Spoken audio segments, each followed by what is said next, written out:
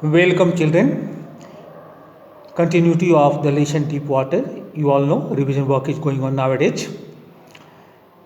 In my last class, I told you that he was in the grip of complete terror, uncontrollable terror it was.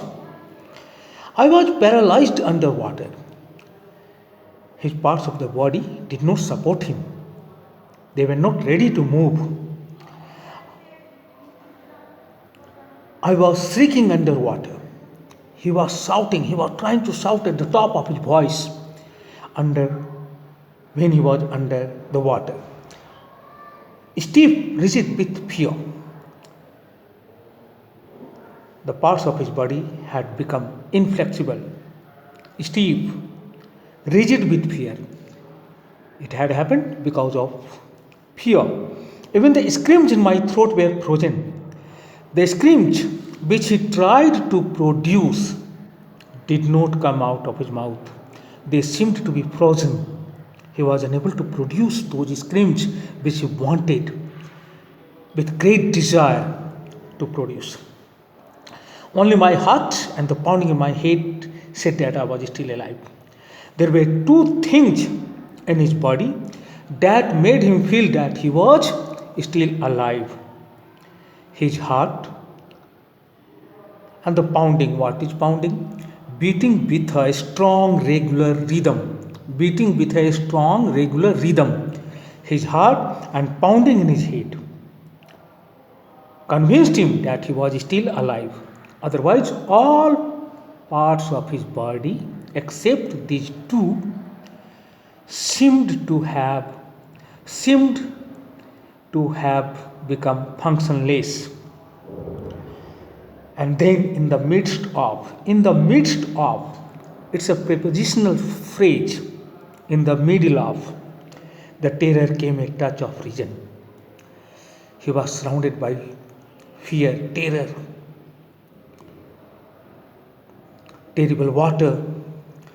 But in the middle of this terror, he noted the presence of his reason. His mind was logical. I must remember to jump when I hit the bottom. He did not want to forget the action of jumping after hitting the bottom.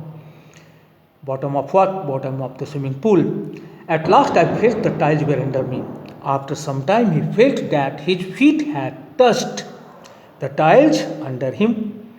My toes, the front parts of his legs, reached out, extended themselves as if to grab them. His toes came forward immediately to hold the bottom.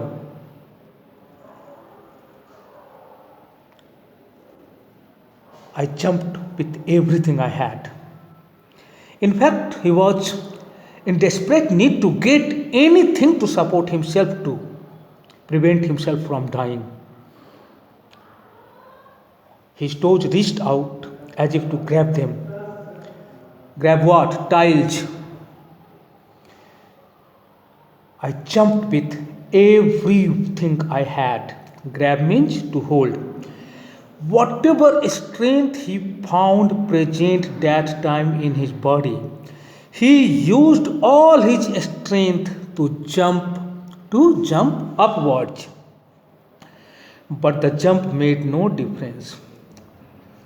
But the jump did not produce the desired effect or result. It did not make any difference. The water was still around me. He still was surrounded by the terrible water. I looked for ropes, ladders, water wings. He was desperately trying to find ladders, ropes, and water wings to save his life. But do you think, I have already told you, there was nothing, no ladder, no water winch, no ropes there to save him. Nothing but water. There was only one thing: water, water, water. Do you remember Samuel Taylor Coleridge? His poem you may have studied in class 10. I'm sure you have studied. The Rime of Ancient Mariner by Samuel Taylor Coleridge. Two lines of that poem are unforgettable. Water, water everywhere, but not a drop to drink. Water, water everywhere, all the boats did sing. Water, water everywhere, not a drop to drink. These are the lines of that poem. The narrator was surrounded by water and nothing but water. A mass of yellow water held me. He was in the grip of much amount of yellow colored water. Stark terror took an even deeper hold on me. The intensity of the complete terror was increasing every moment like a great charge of electricity, just as it happens in the case of a great charge of electricity. He was in the grip of the intensity of his terror was increasing every moment. I shook and trembled with fright. His entire body was shaking and he was trembling with fear. Fright means fear. My arms wouldn't move. His arms had refused to move. My legs wouldn't move. Can you imagine the situation? Can you imagine the situation he was in? My legs wouldn't move. His legs had refused to move. I tried to call for help. He tried to shout to attract somebody's attention to come immediately towards him to help him. To call for mother. He needed the assistance of his mother, but his mother was not there. There was hardly anybody there. Nobody was there, in fact. Nothing happened. No one heard his voice. No one came to help him.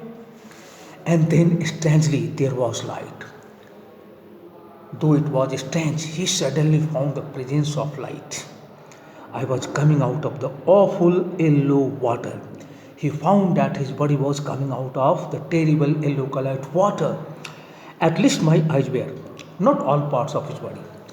Only his eyes seemed to be coming out of that awful yellow water. My nose was almost out too, not his complete nose. Some part of his nose was visible outside the water of the swimming pool. Then I started down a third time. Then this was the third time when he started going towards the bottom of the swimming pool. Once again, I sucked for air. S-U-C-K, suck.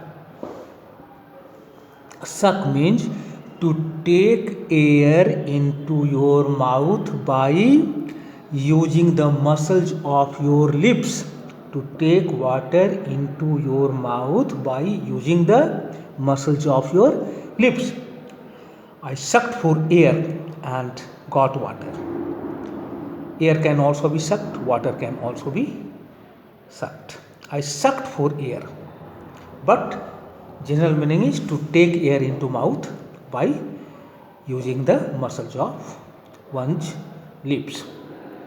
He wanted to take air into his mouth and got water, but what got inside his mouth? He wanted air, but he got water. The yellowish light was going out.